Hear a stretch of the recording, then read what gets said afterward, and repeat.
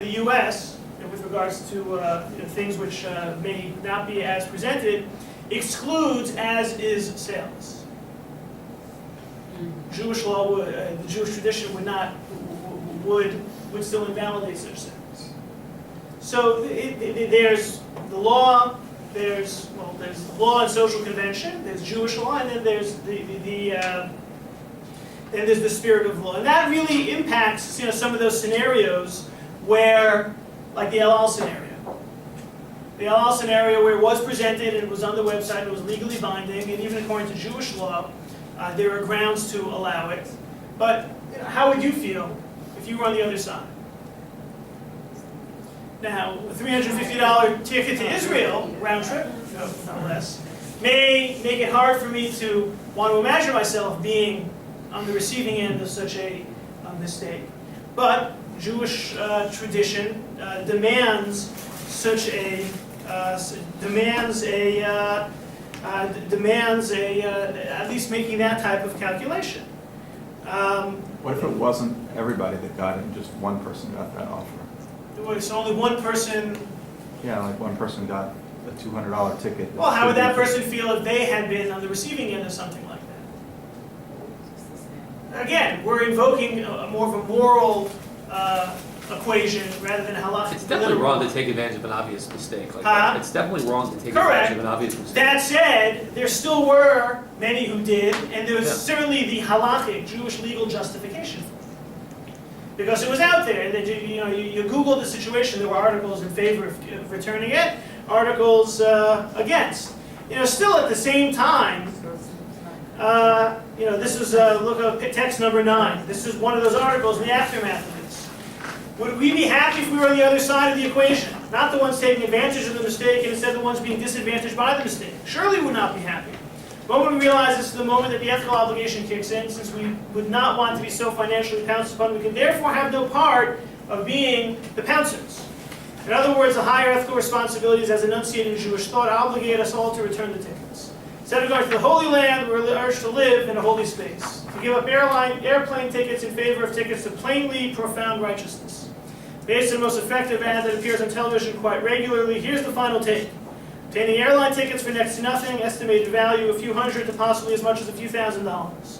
Returning the tickets for a refund, thereby teaching our children, grandchildren, indeed our entire community the meaning of integrity, compassion, sensitivity, and unassailable ethics. Estimated value, absolutely priceless and enduring forever. So, I think it's much easier said than had you actually sort of been confronted with it at the moment. And people were, Well, first of all, when people are actually, there's one thing for a brand new iPhone to be advertised for $1 or $9.99, whatever. That's a pretty obvious mistake.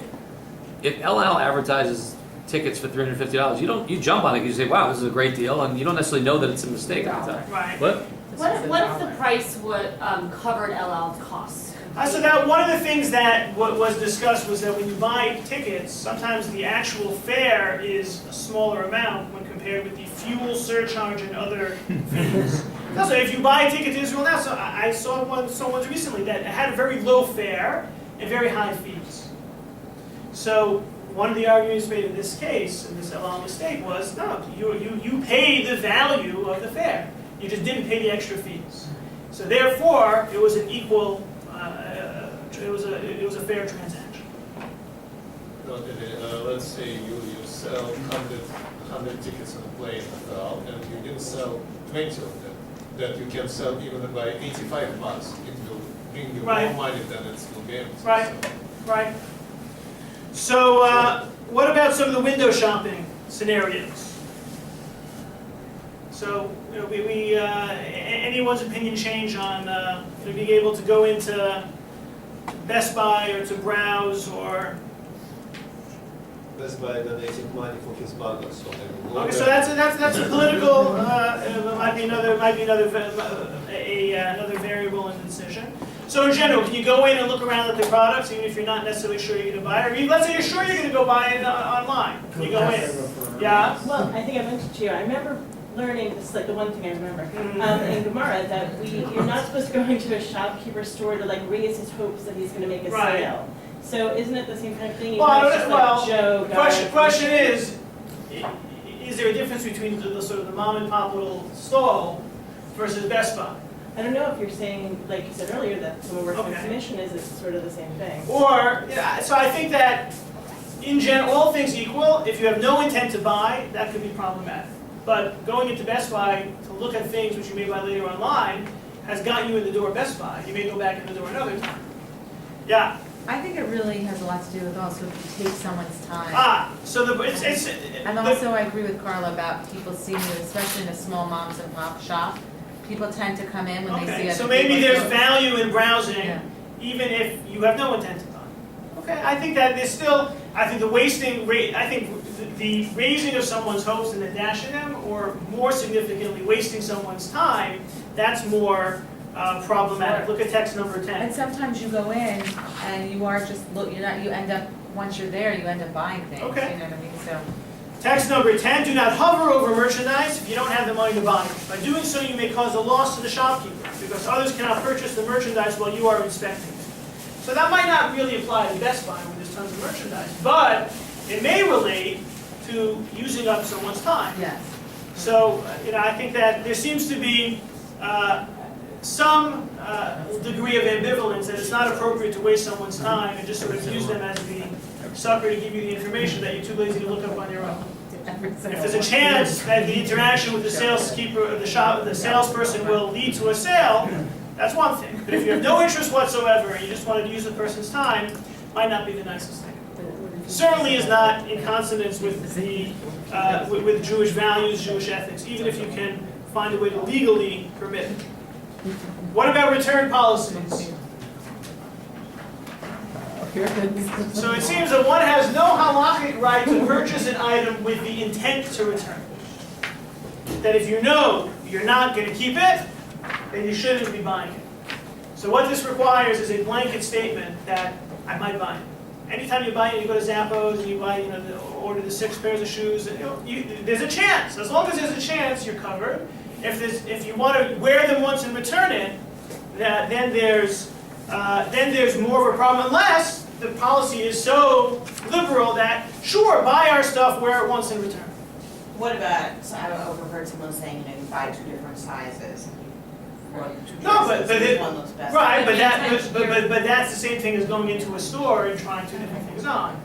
So when you order both of those sizes, you are likely to keep one of them. Keep one, return the other. So I think that fits in. There's some justification for that. But it's the idea of I'm gonna buy it, so wear it once and then return it, to sort of use them as a rental. That's completely wrong. Okay. Everybody I thinks think that's wrong. I don't know if everybody thinks that's wrong. I don't know. I'm not familiar enough with the shopping habits of most Americans, but People know that's wrong. look, in general, Yeah, people people know always. that's wrong. They know that's wrong. Whether they do it or not, right? Okay. Fair enough, but they know that that's. But I think No, I think one there are of the people who takeaways rationalize it. from here should be that What? everyone should have a Some people would blanket rationalize it. stipulation that whenever I buy online, They there's a know chance. that's what I'm that- doing, It's almost like They a just Kol don't Nishre. have any, Kol Nishre is an annulment of vows. So at Kol Nishre, one of the things that we say is that any vows that I take from this Yom Kippur till next Yom Kippur, I say Bali Neder, that I'm only taking them without a commitment. So that's sort of like a great deal that, once you say, it's like the blanket Bali Neder, blanket that it's not going to be counted as a promise. So I now make the blanket stipulation, and I'm on tape, so there's a record of this, that should I be ordering online, there's a chance I'm going to keep it. And then I have covered my bases. Now, if I say that and don't mean it, that's a problem. But it would seem to me that if there's no intent at all to keep it, it's bought with the intent to return it immediately afterwards, to get some sort of benefit over the ability I have to return and get a full refund, that is problematic from a Jewish perspective. So it comes out that Jewish law, Jewish ethics, seem to have require us to have more sensitivity than the sense on the street. And the reason for this is, as we have seen previously and sort of intuitively recognize, that Jewish law, halakha, is not just about legalities, it's about a way of life. It's about forcing us to try and live more religiously inspired lives. Laws work when they're enforceable. Anyone ever drive above the speed limit? Yes. Okay, some people have. I don't want to admit that I have because I'm on tape. It may be used, but why? Because the thing is not as enforceable. Likelihood is I won't get a ticket. Even if I get a ticket, I can fight the ticket, and whatever the cost is, I don't really view that as stopping me from speeding. Situations that are immoral, situations that are wrong, but not necessarily as enforceable in society, are not viewed with as much seriousness. And so imagine you have a situation, decides to play a cruel prank in a supermarket. What's the prank? Goes to the supermarket, goes through the aisles and freezer sections and fills the carts with all sorts of merchandise. At the register, the clerk rings the person up, shopper puts his hand in his pocket and says, "Oh, I left my wallet home, sorry," with a little smirk on the face. And now what has to happen? Someone has to go and put everything away. Is that something that we would excuse, that type of behavior? No. But since it sort of hinges on the intent, there will be sort of a malicious mischief charge against this person because you'll never be able to prove it. When we talk about halacha, when we talk about Jewish law, Jewish values, they're an attempt to inculcate in us a certain approach to life. Enforcement is not meant to be part of the calculus.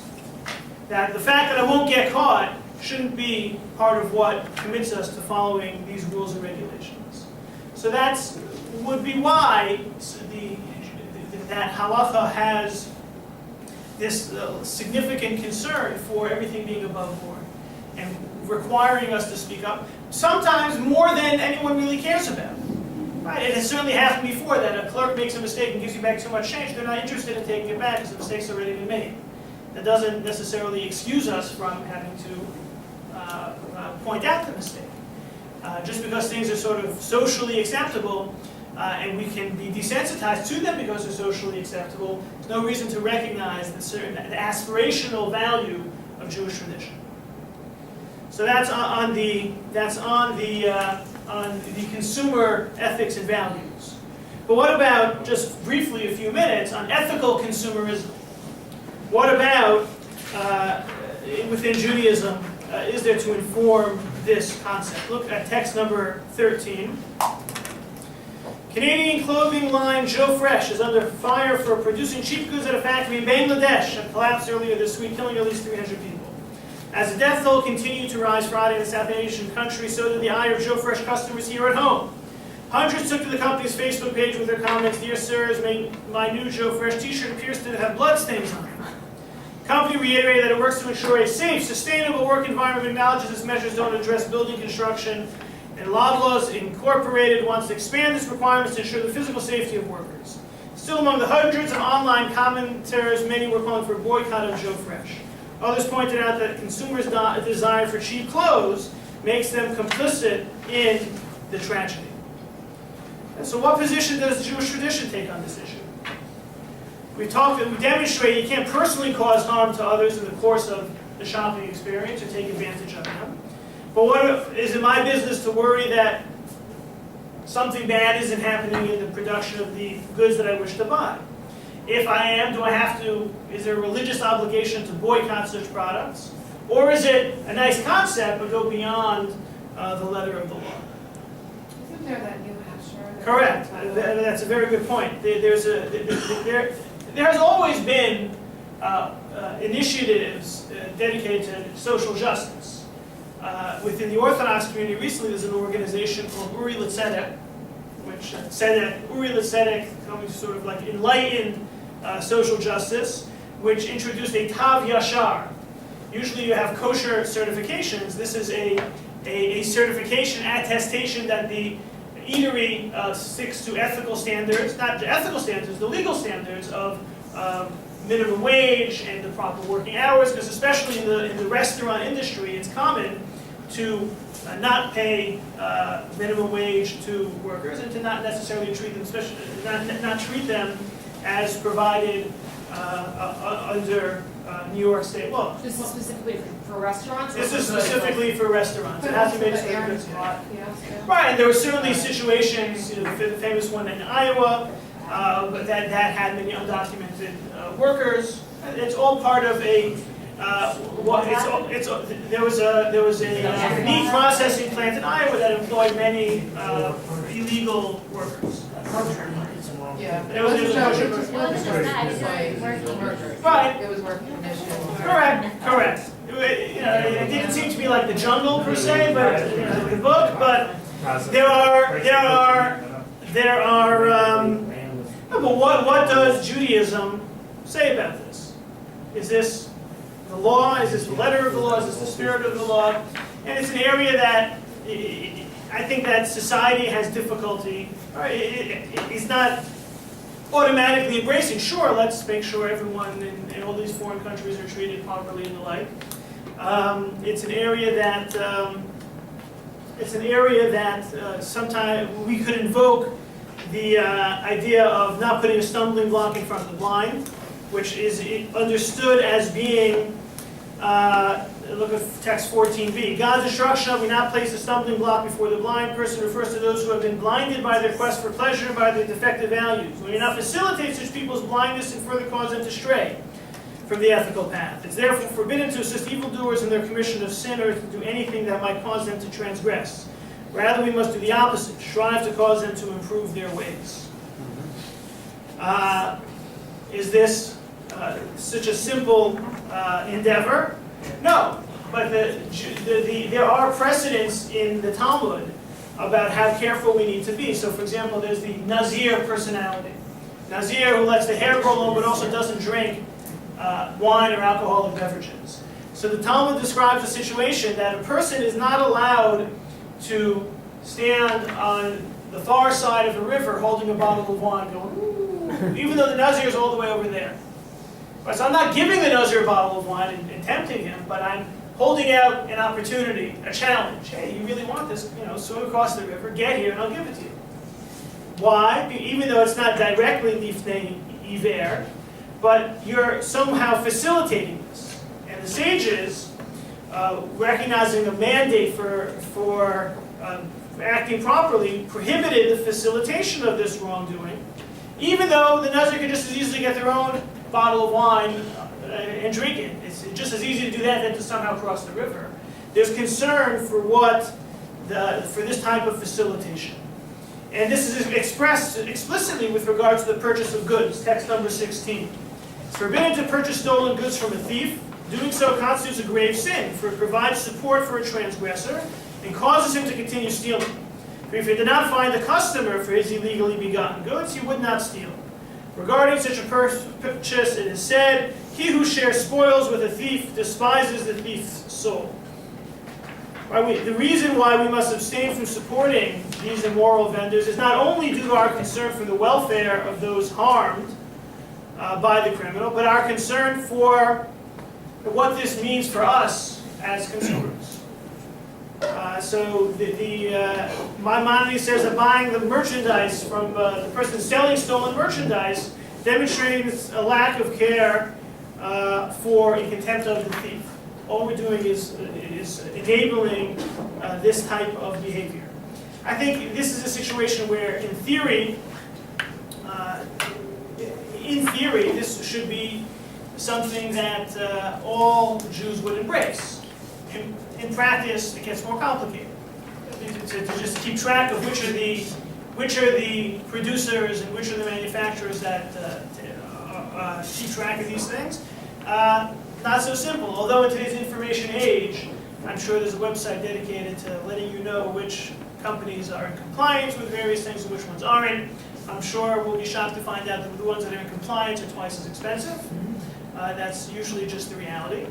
But which highlights this being something to strive for, but its implementation being something that the consumer culture gets in the way. Yes? So by us, right, there's C-Town, and then there's the fruit vendor who stands outside, pays no rent, and takes customers away from them. Right.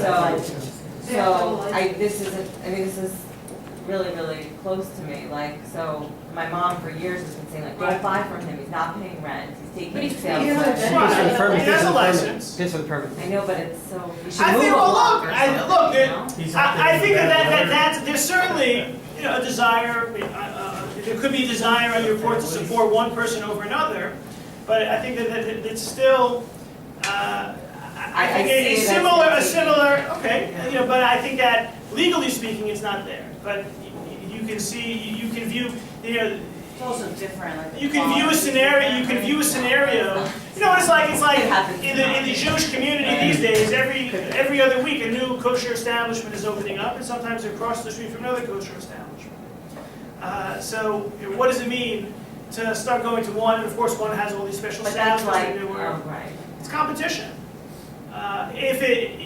If one is illegal, then. Yeah, but we just said that, you know, Jewish standards What would you don't use, have what, to equate to- so let's say we can't solve all of the the mistreated workers in, you know, Southeast Asia. And maybe there the laws are different and the conditions they're working under are legal there, they're illegal here, that's where all the manufacturing takes place there. So what about, you know, what about buying, you know, knockoff goods? Knockoff, you know? Oh, no. You buy your Prado goods instead of your Prado goods, right? So, is that allowed under Jewish No. values or not? No. All right, you know. Stealing. So you know, so that might be Or one place you're to aiding start. a Yes. knockoff and a Unless it port. says Prado. Okay. All right. No. Correct. So if it's being, If it says Prado, then I think Correct. it's fine. It's Okay. Prado. No, because It's such a problem. I don't think. Look at the People mimic each corporations other's that are ideas, but marketing not it selling up it. to like No, I mean, that would be astronomical illegal prices. under Isn't that intellectual kind property of laws. wrong to Because society? it looks too I mean, like just close sort of enough. like, Close I enough. don't know. That could be symbol confusing. your I will never business. buy a $1,000 handbag, I'm just saying, like, when you think about it, like, look at the corporations. that are- even though it may look European. But that's like the rash, you know, that's I'm their just saying, Correct. for Look. a symbol, you're paying. It's simple. No, but that's a trademark that someone has worked hard to develop and cultivate, Correct. create You a have to remember brand. the fact that they're able to sell this because the consumer culture and the brand they've been able to develop warrants such high prices. We could disagree with wanting to engage or buy such products, but clearly there's a market for them. Now, You're aiding- for you're aiding a example, thief. you want what you're raising is the I don't know, issue I of think the what. quality is, Okay. I mean, it's Wait, I think you- quality is the same. what but you're it's not like raising- one has a symbol, one It's doesn't. forbidden under You know, Text 16. instead of trying to solve this issue of ethical consumerism with regards to mistreated work in the Southeast Asia, Because the you know, person's selling it. maybe it's more realistic Still discussion to need have intellectual a conversation on the Jewish approach to conspicuous consumption. I don't get this. What's the value? Where do we draw the line in terms of spending certain I hear what you're saying. vast sums of money on things which may It's a not very necessarily be? relevant topic and. That's right. I don't get this mouse and the thief, the No. devil is the thief. The idea that those who Mouse help, steals the cheese. No, it's explained the in fact Text that there's 16. the hole, that is what allows the mouse to get in the first place. If you create the hole, then you're creating a scenario that allows for thefts and situations.